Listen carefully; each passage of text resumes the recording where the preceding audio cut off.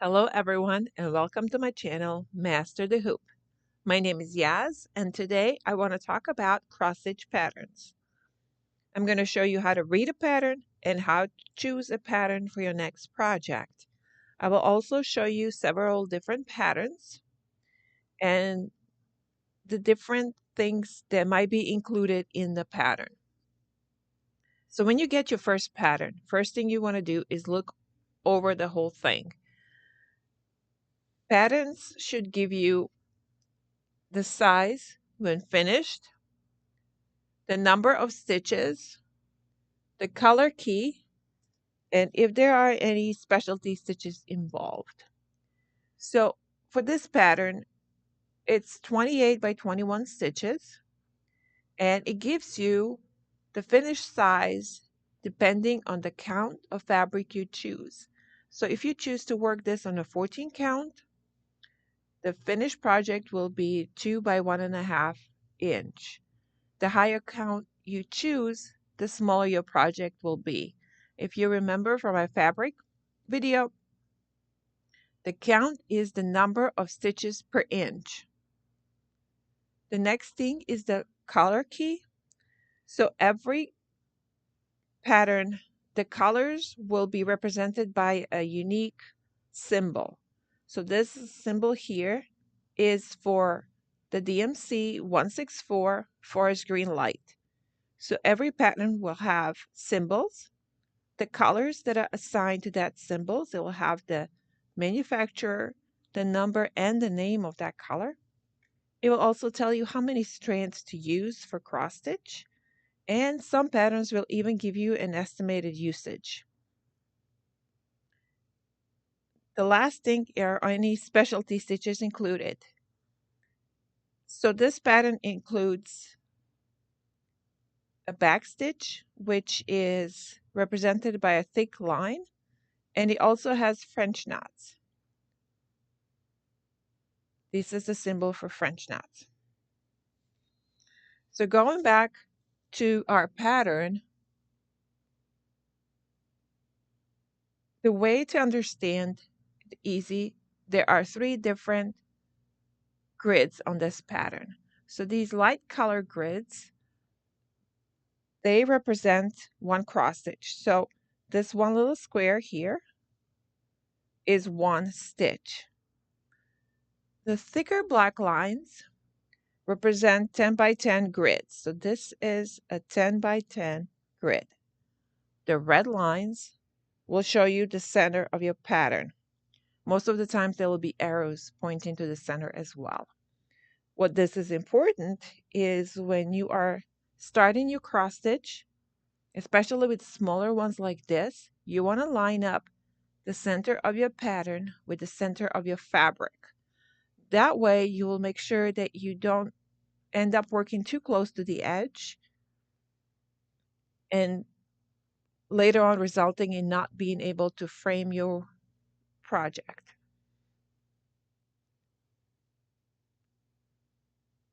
So looking at this pattern, this is a very small pattern.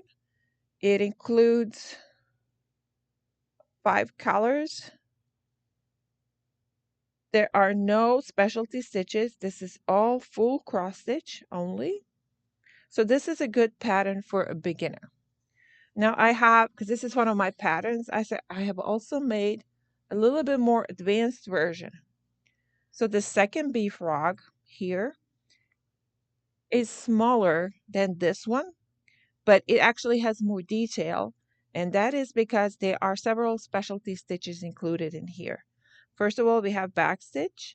So that is the thick line that is outlining the design, but also accentuating some of the features. I have French knots. There's black ones for the antenna and white ones for the eye. And there are fractional stitches. Fractional stitches, if you remember, I said 1 square equals 1 stitch. There are also fractional stitches when you will use 2 different colors and do either a 1/4 stitch or a 3/4 stitch inside 1 square. That makes this pattern not suitable for the beginners just because there is a lot more involved with the specialty stitches. So if you're just starting out, look for a pattern that has full crosses only, just so you can practice getting your cross stitches first before you move on to a little bit more advanced work that will involve these specialty stitches. Now, just because on that pattern, it seemed like if you want to get more detailed, you need specialty stitches, I wanted to share with you this pattern. This pattern, and you can see it is very, very detailed. It is a very lovely pattern. It is full cross stitches only. There are no fractional stitches. There are no color blending. There is no back stitching. This is all full cross stitch only. However, to get that kind of detail, the size of this pattern is 400 stitches tall by 485 stitches wide. So this is a very extremely large pattern, and that's why it's recommended to be worked on 25 count fabric, because working it on a 14 count would make the project unmanageable. It also includes 89 colors. So it takes, if you want to use full cross stitches only, to have something beautiful like this, it will have to take a lot of colors and a very large number of stitches. But again, it does not use any specialty stitches. The next pattern I want to share is this fox. This fox is much smaller than the pattern I've previously shown you. And it has a lot less color. However, the amount of detail that is added in this pattern is because of a lot of different stitches that are involved. So yeah, this pattern is only 127 by 166 compared to this one, which is 400 by 485. So it's basically the fox is 4 times smaller than the cat. So for the fox pattern, to get this kind of detail, there are several things that the designers have included. So first you have your symbols. For the regular cross stitch, full stitch cross stitch, uses 2 strands, and the same, you have your color, you have your name. The second thing they've included is color blending. So you will still use 2 strands, however, you will use 1 strand of each color. So for example, this symbol represents 2 strands, but 1 strand will be for autumn gold light, and then other one will be for autumn gold medium. And that is one way of adding detail without using too many colors, is to use blended colors.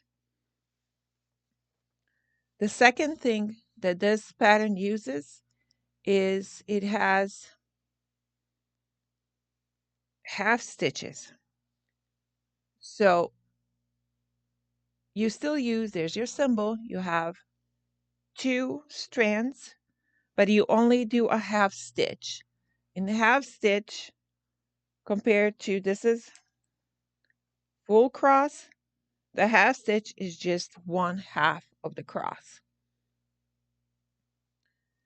The next thing they have in this pattern is French knots as well, and several different kinds of back stitches. And you can see some of the back stitches use 1 strand and some use 2 strands. Now all of that is needed to create a detailed pattern like this one, but without it being overly large and using a lot of colors. Now the last pattern that I want to show you today is the most complicated of all. This is a kit for dimensions. It's a gold collection. And I'm sorry about the reflection. But this pattern uses pretty much all of the specialty techniques available to cross stitch. So this is what the pattern looks like. So in this pattern, you have symbols, the same as in the others, which represent your cross stitches. It will have blended half cross stitches. It has cross stitches, they use 3 strands. Half cross stitches, they use 3 strands. And then it also adds some of the half cross stitches which use 4 strands. It also has details, and I don't know if you can see this, but there are back stitches with some with 1 strand, some with 2 strands. There are French knots. There is couching. And then also it uses lazy daisies. All of this is used to create a very detailed pattern that is not overly big and it doesn't use too many colors. So that is where you get to make a choice. If you're just starting out, choose a simple pattern, just a few colors with no specialty stitches. Once you get the hang of making your cross stitches even and you're ready for the next step, you can add something that has French knots and back stitches included with it. And you can work and see how much more detail you can get just by using those 2 accents. Once you get a little more familiar with the cross stitch, you can either advance to patterns such as this that offer a lot detail with using a lot of different techniques, or you can work on pattern like this that still uses cross stitches. However, it uses a large amount of colors and a very small fabric count. And last thing that I want to show you is some of the larger patterns will come with several pages, so it's almost like a book. These patterns should always come with a page map. So this is one thing I want you to watch out for. If you purchase a pattern such as this, it will come with 10, 20, 30 printed pages. You want to make sure that you have a page map. This is an easy way to keep yourself on track when you're working on larger patterns. Each one of these numbers represent actually 1 page in this pattern book. So this is all I have for the patterns. If you have any questions, please let me know in the comments, or if there's anything else that you've run into that would be good to add to this video. I want to thank you all for joining me today, and I hope I see you next time on Master the Hoop.